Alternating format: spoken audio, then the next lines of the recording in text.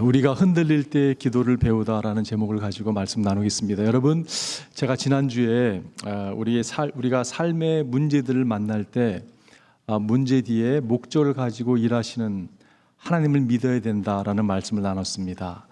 그렇기 때문에 문제를 오히려 기쁨으로 여기고 기도해야 된다라는 말씀을 나눴어요.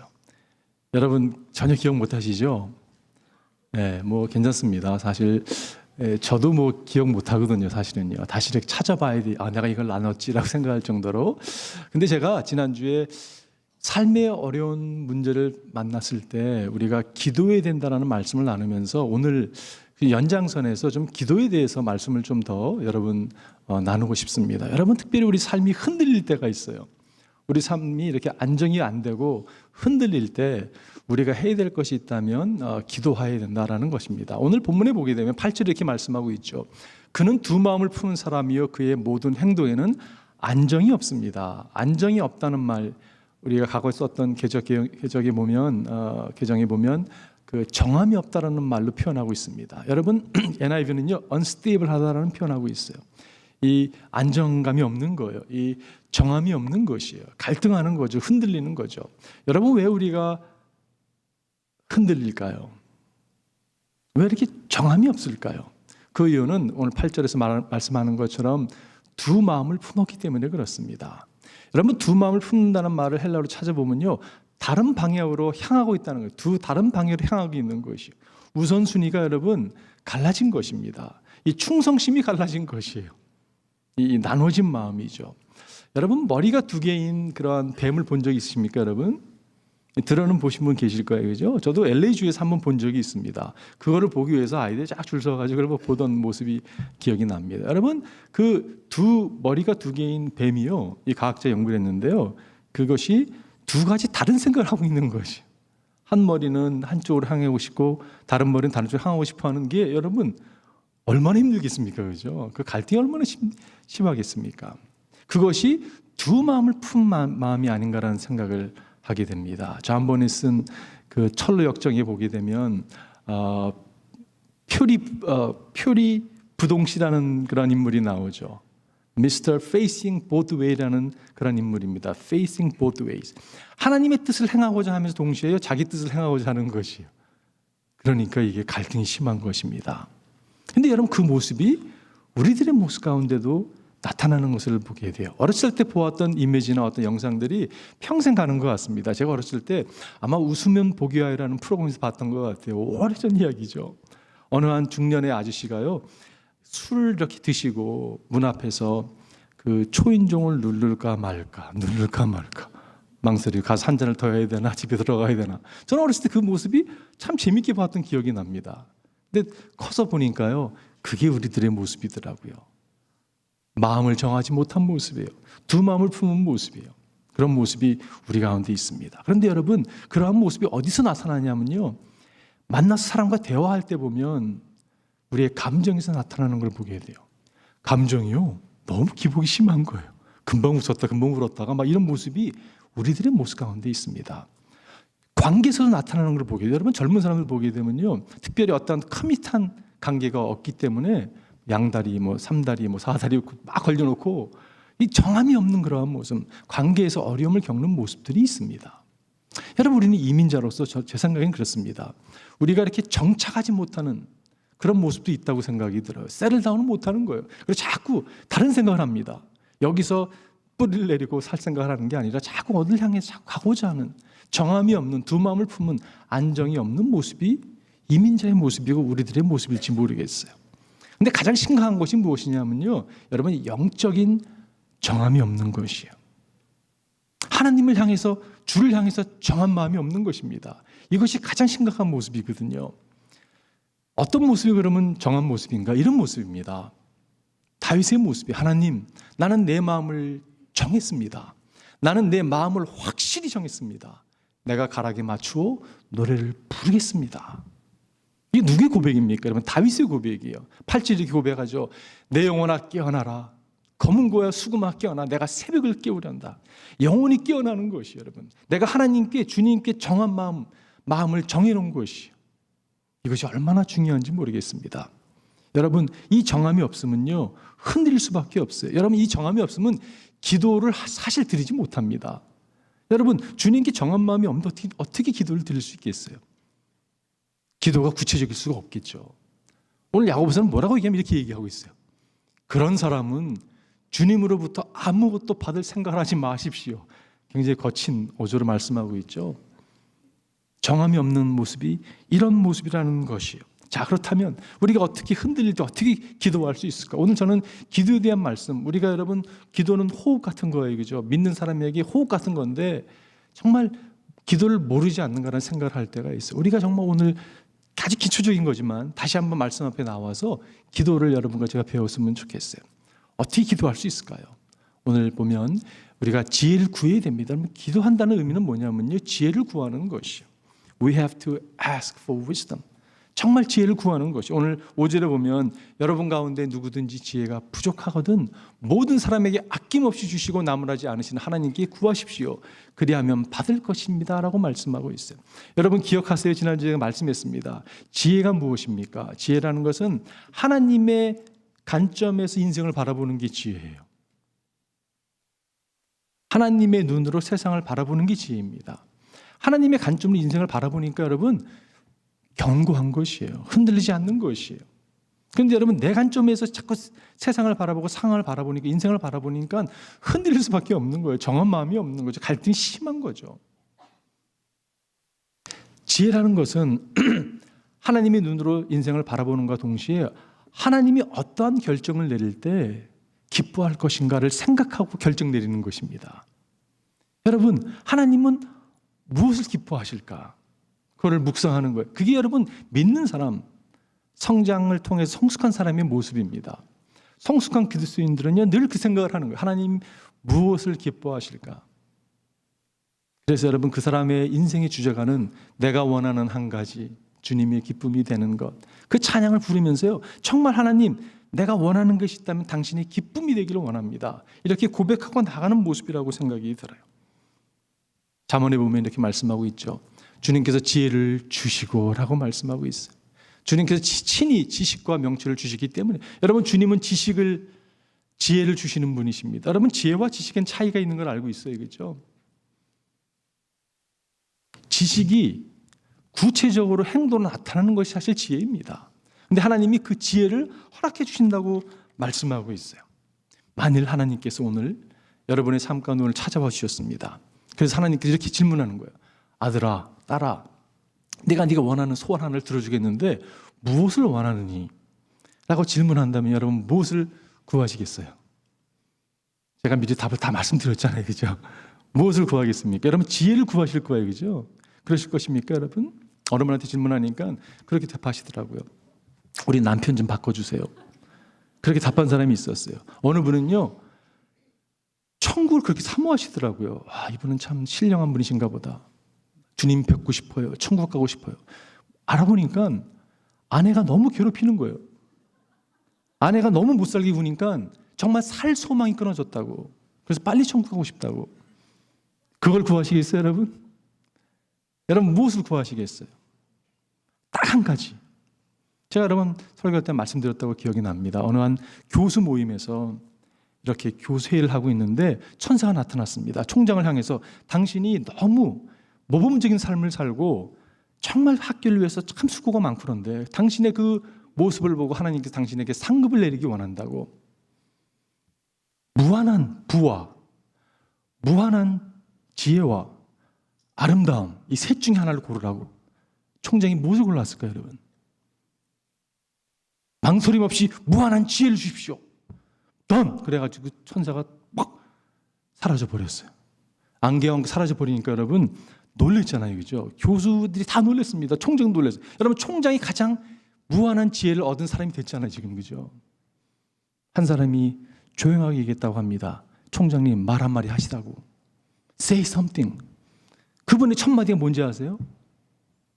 내가 돈을 고를 걸 그러더래요. 내가 돈을 고를 걸. 그게 지혜로운 사람의 모습에 나온 건지 후에서 나온 건지 모르겠어요. 여러분 무엇을 구하겠어요? 답을 계속 말씀했잖아요. 그죠? 여전히 내 마음 가운데 나는 그래도 그게 좋아. 머니 못 내도 머니지 뭐 이렇게 하면서. 여러분, 우리가 구해야 될 것이 있다면 사실 지혜입니다. 하나님께서 이런 기회를 솔로몬에게 주셨어요. 그죠? 열왕기상 보게 되면 그날에 기브온에서 주님께서 꿈에 솔로몬에게 나타나셨다. 하나님께서 말씀하시기를 내가 너에게 무엇을 주기를 바라느냐, 나에게 구하여라 하셨다. 여러분, 솔로몬이 구하잖아요. 그죠? 하나님께서 네가 원하는 게 뭐냐 묻잖아요. 그죠? 솔로몬이 이렇게 구합니다. 저는 어립니다. 저는 자격이 없습니다. 당신의 은혜로 내가 왕이 됐긴 했는데 너무 어리고 경험도 없고 내가 당신의 분별력을 가지고 당신의 지혜를 가지고 이를 백성을 다스리고 일을 감당하기 원합니다. 저에게 지혜를 주십시오라고 얘기하죠. 그랬을 때 여러분, 주님 뭐라고 말씀합니까? 그러므로 주님의 종에게 지혜로운 마음을 주셔서 주님의 백성을 재판하고 선과 악을 분별할 수 있게 해주시기를 바랍니다. 이렇게 많은 주님의 백성을 누가 재판할 수 있겠습니까? 했을 때 10절에 이렇게 말씀하고 있죠. 주님께서 솔로몬이 이렇게 정한 것이 마음에 드셨다. 이게 너무 귀한 표현이거든요. The Lord was pleased. 너무 기뻐하셨어요. 그리고 여러분, 솔로몬에게 지혜만 줬습니까? 그가 그 당대 가장 부한 사람이었고요, 가장 유명한 사람이 되고요, 그가 장수하는 복을 또 누리잖아요. 그죠? 여러분과 제가 구할 것이 있다면 하나님께 지혜를 구하는 것이. 여기서 지혜를 구한다는 뜻은요, keep on asking, be persistent, be continual이라는 뜻입니다. 한 번 구하는 게 아니에요. 여러분, 지혜는요, 한 번 구하고 땡치는 게 아니죠. 우리는 한 주를 살아가면서도 수많은 일을 만나지 않습니까, 여러분? 순간순간 여러분 구해야 될 게 뭐예요? 하나님의 관점에서 세상을 바라보는 것이. 어떻게 하면 하나님을 기쁘게 해드릴까? 그거를 마음에 새기고 결정하는 것이요. 이게 성숙한 그리스도인의 모습입니다. 여러분과 제가 지혜를 구하는 그 자리에 나아가기를 바라요. 자, 두 번째는요, 믿음으로 구해야 됩니다. We have to ask with faith. 믿음으로 구하는 것이.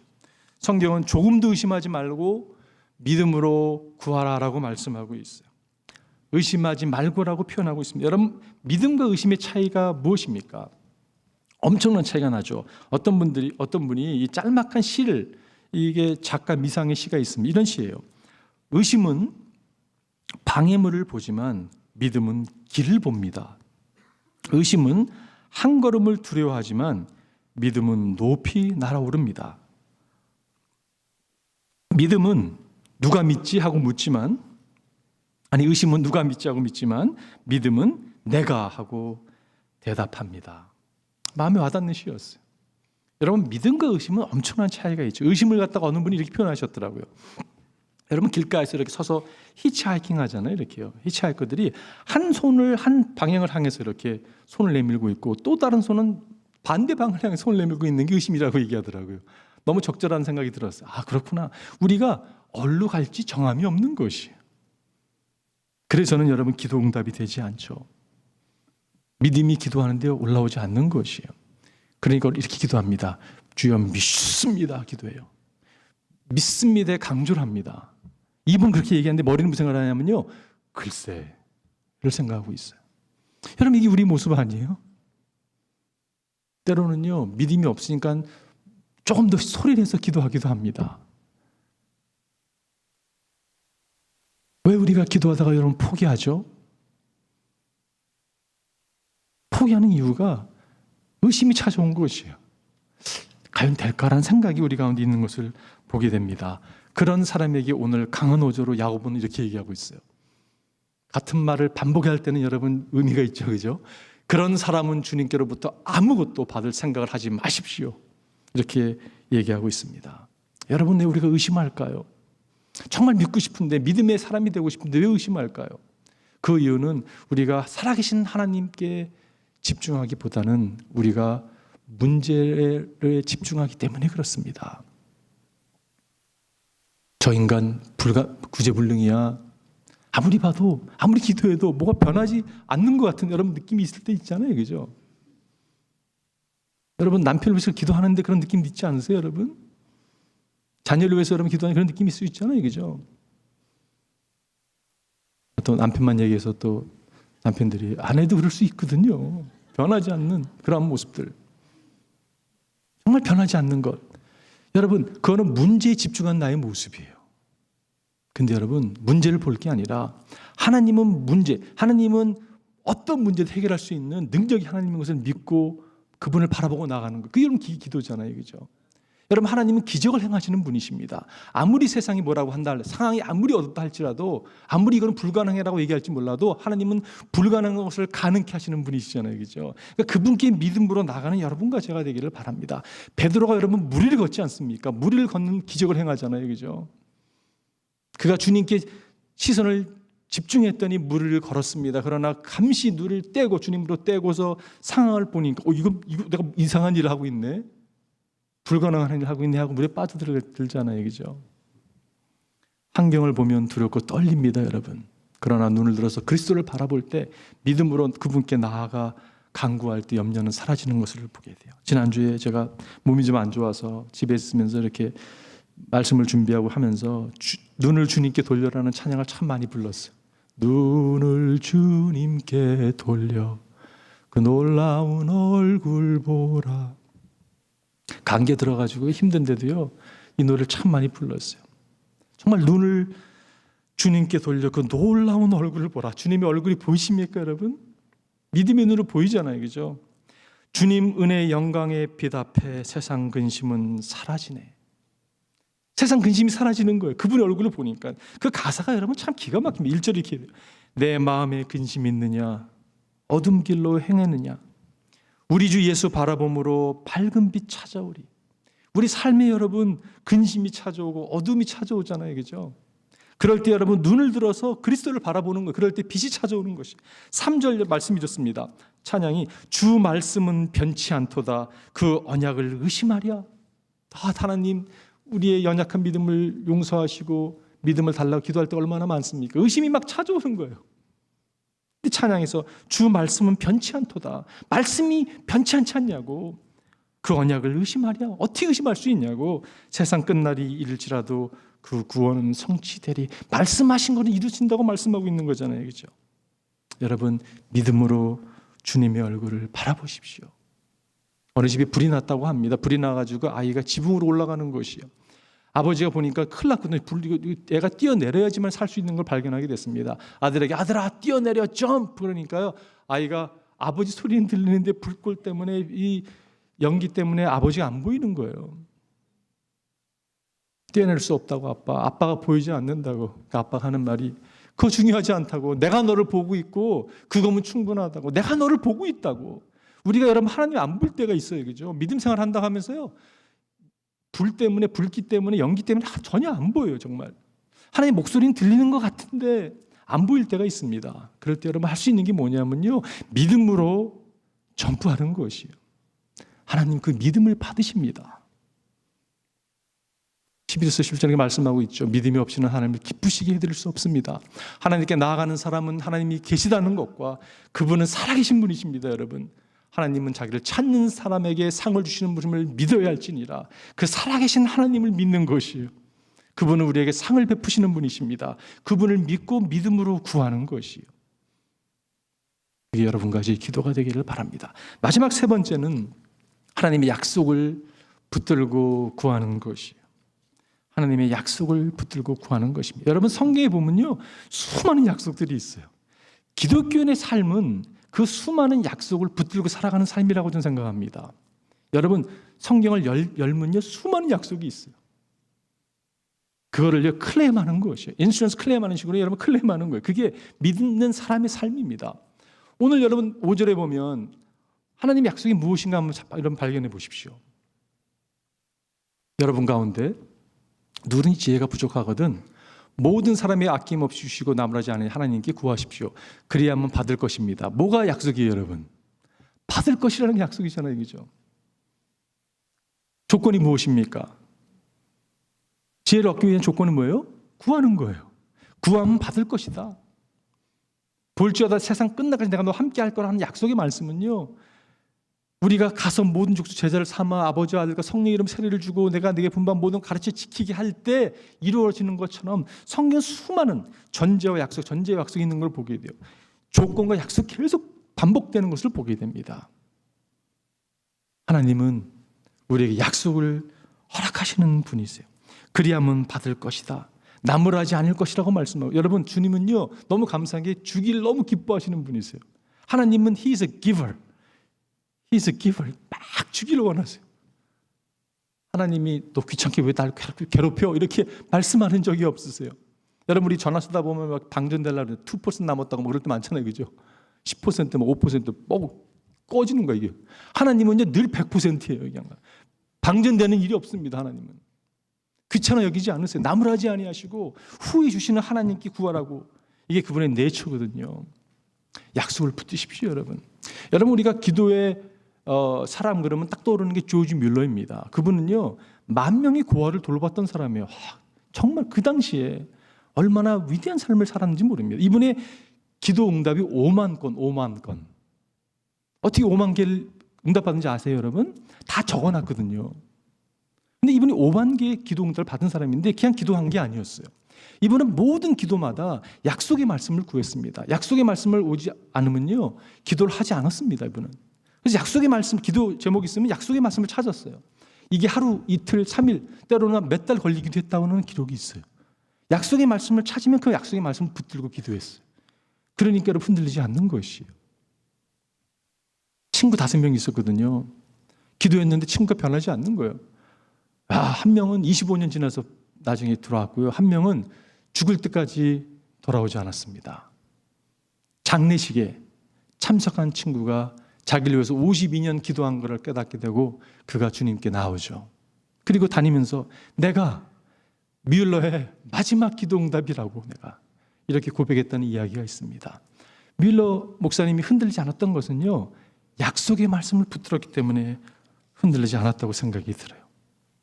하나님께 목숨 건 사람들이라는 제목과 책이 있습니다. 그 가운데 보면 우리가 잘 아는 리빙스턴 선교사님 이야기가 나와요. 여러분 그분은요 아프리카에서 참 고생을 많이 했습니다.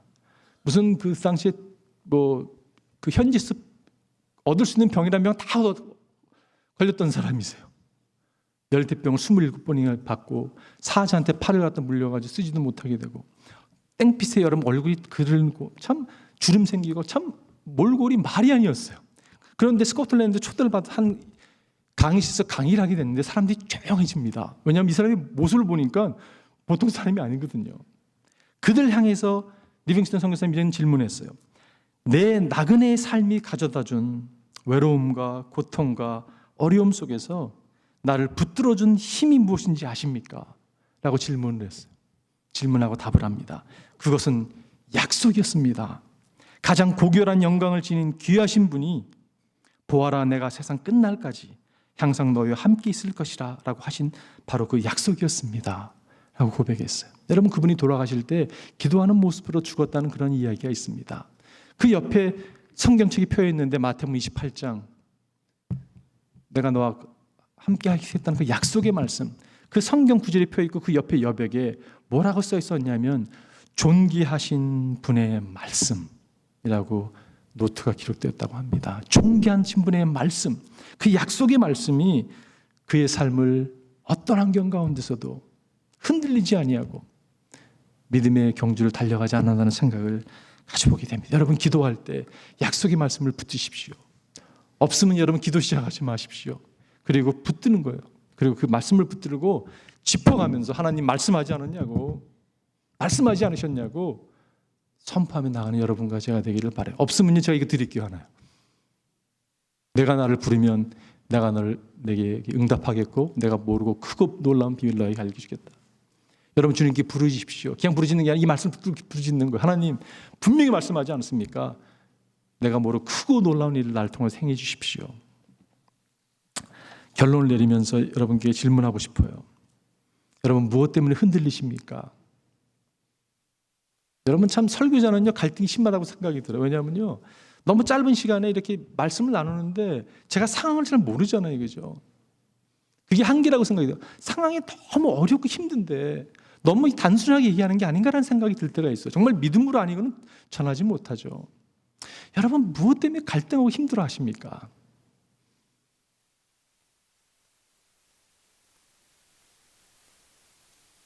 그게 사업 문제가 될 수도 있고 직장 문제가 될 수 있고 관계 문제가 될 수 있고 결혼 문제가 될 수 있고 자녀들의 문제가 될 수 있고 교회의 문제가 될 수 있고 여러 가지 문제가 될 수 있겠죠. 야고보는요 이 물질을 예를 들어서 오늘 사실 말씀을 하고 있는 것이요. 오늘 여러분 제가 구절에서 보면 비천한 신도는 자기가 높아지게 된 것을 자랑하십시오. 부자는 자기가 낮아지게 된 것을 자랑하십시오. 부자는 풀의 꽃과 같이 사라질 것이기 때문입니다. 해가 떠서 뜨거운 열을 품으면 푸른 마른 꽃은 떨어져서 그 아름다운 모습은 사라집니다. 이와 같이 부자도 자기 일에 골몰하는 동안에 시들어 버립니다. 사람이요, 여러분, 재정이라는 것, 물질이라는 것이 여러분 우리를 흔들어 놓을 때가 있거든요. 어쩌면 가장 많이 우리를 흔들어 놓는 게 재정이 아닌가, 물질이 아닌가 생각을 하게 됩니다. 그래서 야고보가 예를 들면서 이걸 말씀하고 있지 않나라는 생각을 해보게 돼요. 여러분, 우리가 부자건 가난하건 이것은 다 일시적인 것입니다. 이거는요, 금방 있다가 시들고 태워지고 없어질 것들이에요. 영원한 것이 무엇입니까, 여러분? 영원한 것은 하나님의 뜻을 행하는 게 영원한 것이요.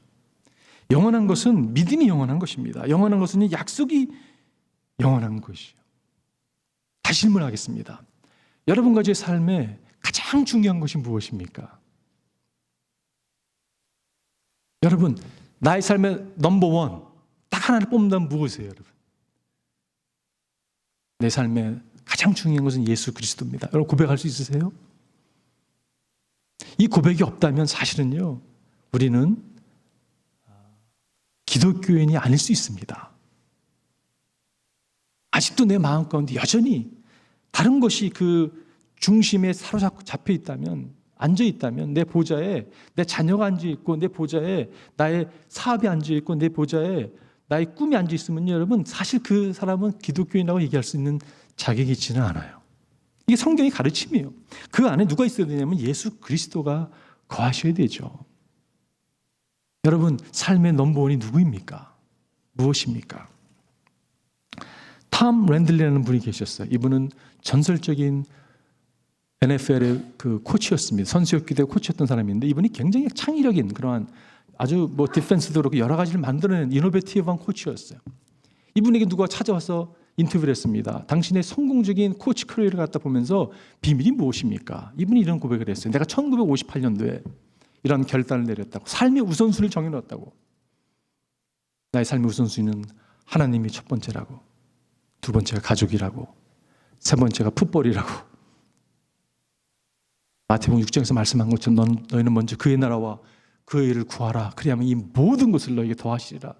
여러분, 그 삶을 어떻게 보면 증명한 삶이라고 생각이 들어요. 저는 이 톰 랜들리의 고백이 여러분과 제 고백이 됐으면 좋겠어요.